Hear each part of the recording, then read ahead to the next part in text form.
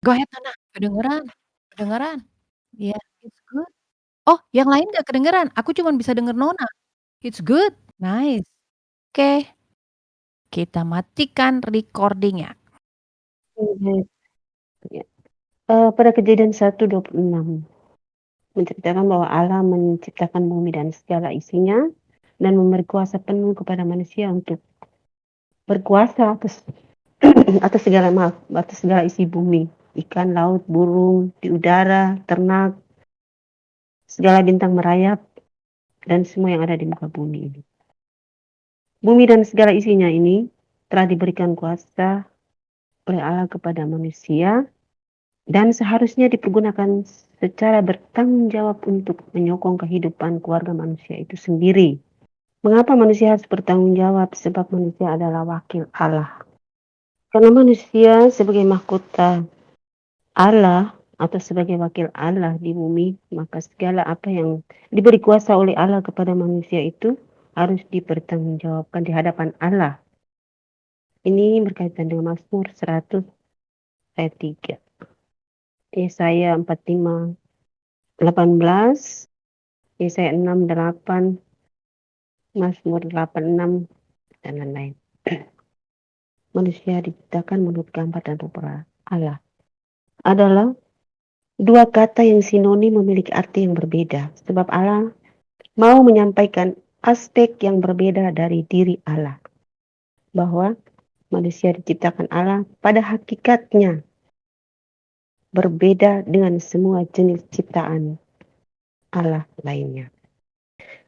Manusia memiliki kedudukan yang jauh lebih tinggi sebab manusia diciptakan Allah untuk tidak menjadi fana dan menciptakan manusia khusus dari keabadiannya sendiri.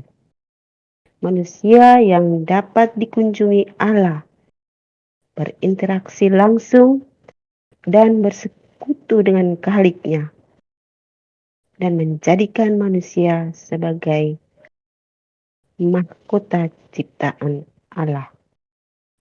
Untuk itu Tuhan mengharapkan timbal balik dari manusia untuk menanggapinya dengan bertanggung jawab kepadanya. Penguasaan dominan dari Allah kepada manusia ini ditugaskan manusia untuk menaklukkan segala isi bumi. 5-7. Berikut pada Kejadian 3 dan 6. Ketika Adam dan Hawa berbuat dosa mengakibatkan manusia mengalami kematian moral dan kematian rohani. Kejadian 2 ayat 17. Dan manusia juga mengalami kematian jasmani. Kejadian 5 ayat 5.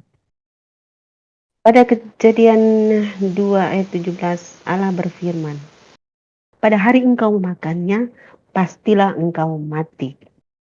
Maka saat itu pula lah manusia mati secara rohani dan jasmani. Yohanes 17 ayat 3.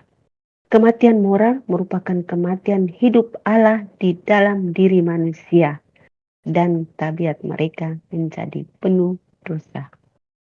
Sejak manusia berbuat dosa, maka semua orang yang lahir sesudah Adam dan Hawa memasuki dunia dengan tabiat yang berdosa. Roma 8 ayat 5. Tentu Allah tidak mengajarkan manusia untuk berbuat dosa.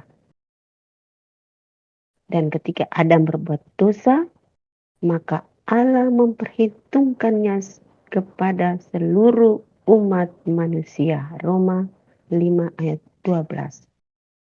Akibat dosa manusia itulah membuat manusia menjadi takut menghampiri Allah. Kejadian 3 ayat 8. Manusia telah jatuh dalam dosa, akan tetapi Allah mempunyai kasih yang luar biasa kepada manusia. Allah telah menyediakan jalan khusus untuk menghapus dosa manusia, membebaskan kita dari dosa, dan memulihkan persekutuan kita dengannya. Jalan itu ialah Yesus Kristus. Yohanes 14 ayat 6. Melalui penebusan yang disediakan Allah di dalam anaknya. Kita manusia dapat menghampirinya untuk menerima kasih kemurahan, kasih karunia, dan pertolongan pada waktunya. Ibrani 14 ayat 6. Pada waktu manusia jatuh dalam dosa, iblislah yang membuat manusia jatuh dalam dosa. Iblis memakai tipu daya sebagai cara utama untuk menuntun manusia jauh dari jalan dan kebenaran. Dalam Alkitab mengatakan, iblis menipu dan membuatkan pikiran orang dari dunia ini yang tidak percaya agar mereka tidak memahami Injil.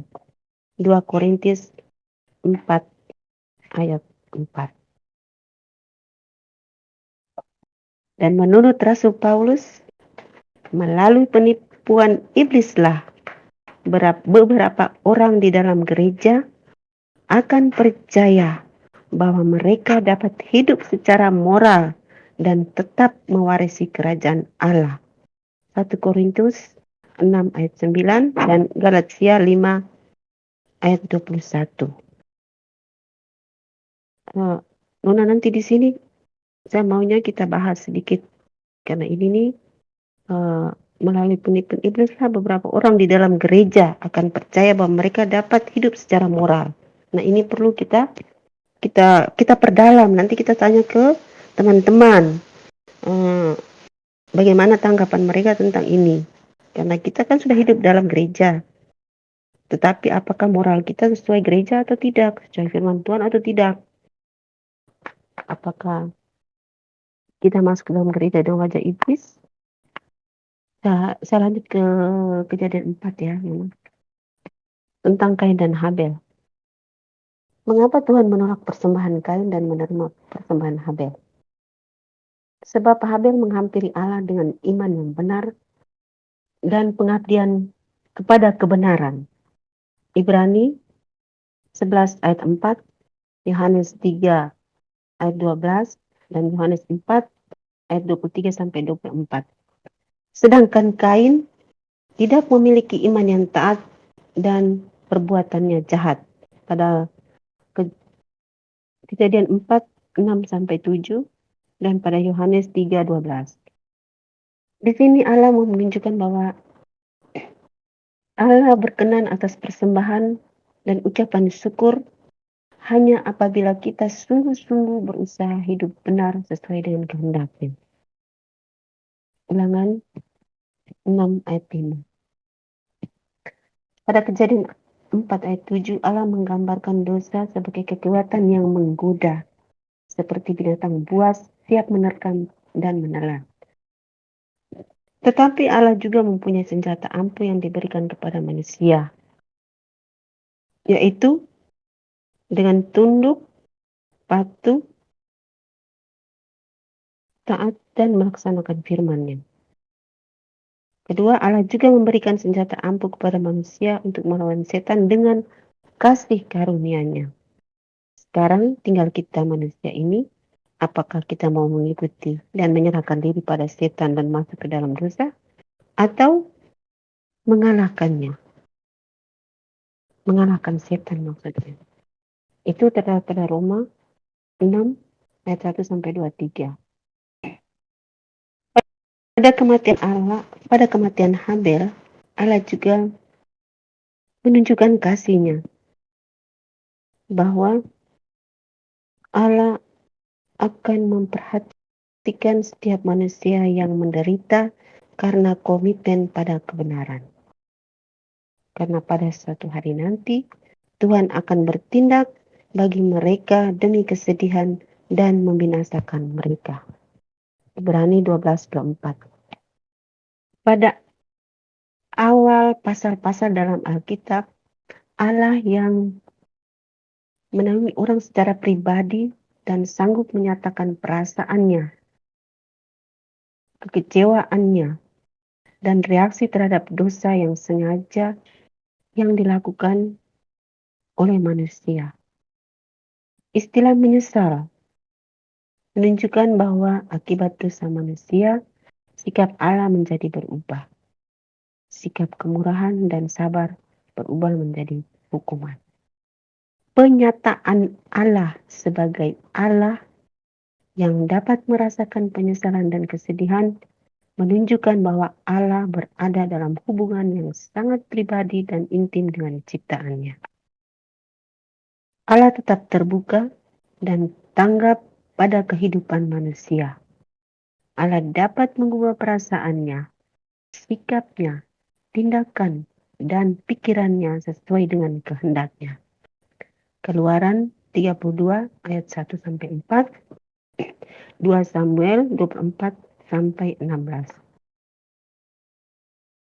Allah memiliki kasih yang mendalam bagi umat manusia dan perhatian Sang Ilahi ini terhadap persoalan mereka. Mazmur 136 ayat 7-18. Dan disitulah manusia diselamatkan dengan kebaikan Nuh, karena Nuh bersikap baik dan menjalankan firman Allah. Kejadian 8 ayat 21. Ketika Tuhan mencium persembahan yang harum itu, berfirmanlah Tuhan dalam hatinya, "Aku takkan mengutuk bumi ini lagi karena manusia, sekalipun yang ditimbulkan hatinya adalah jahat dari sejak kecilnya, dan aku takkan membinasakan lagi segala yang hidup seperti yang telah kulakukan."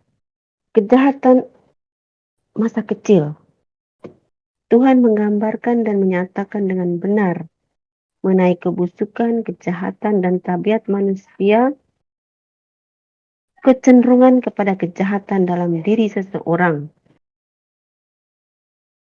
Di sini maksudnya bukan semasa kecil, bukan maksudnya berarti Tuhan hanya melihat kejahatan di masa kecil, tetapi Tuhan melihat kejahatan sejak dari kecil. Jadi sejak dari kecil dia tumbuh menjadi dewasa, menjadi besar, sampai tua pun Tuhan akan memperhitungkan dia jika dia berbalik hati untuk menjalankan firman Tuhan. Dan Tuhan telah berjanji untuk itu dalam ayat tadi 8:21, Kejadian 8:21. Di sini saya hanya mau mengambil arti makna hati. Kenapa Tuhan berfirman dalam hati? Mengapa hati? Mengapa hati? Hati adalah batin manusia yang membedakan dengan segala sesuatu yang nampak, terutama dari daging. Kejadian 2 ayat 21. Hati juga adalah pusat segala daya kemampuan dan kepribadian. Dari dalam hatilah terpancar pikiran, perasaan, perkataan, keputusan, dan perbuatan. Hati tidak dapat ditipu dengan tampang luar manapun juga. Mazmur 17 ayat 3, 44 dan 22. Yeremia 11 20 ayat 20. Hati juga adalah pusat rasa keagamaan dan kesusilaan. Mazmur 51 ayat 29 dan 19, Yeremia 4 ayat 4, Yeremia 31 ayat 31-33. Hati juga adalah mendengar Allah dalam hatinya. Ulangan ayat 30 ayat 14. Hati juga menggambarkan bahwa dalam hatinya manusia, dia menghadap Allah, memuji Allah. Mazmur 111 ayat 1, mencintai Allah. Ulangan 6 ayat 5. Dan hati yang lurus, hati yang benar, dan hati yang murni adalah hati manusia yang tidak berpura-pura, tidak munafik, dan mundur. Efesus 1 ayat 8. Untuk sementara ini dulu Nona.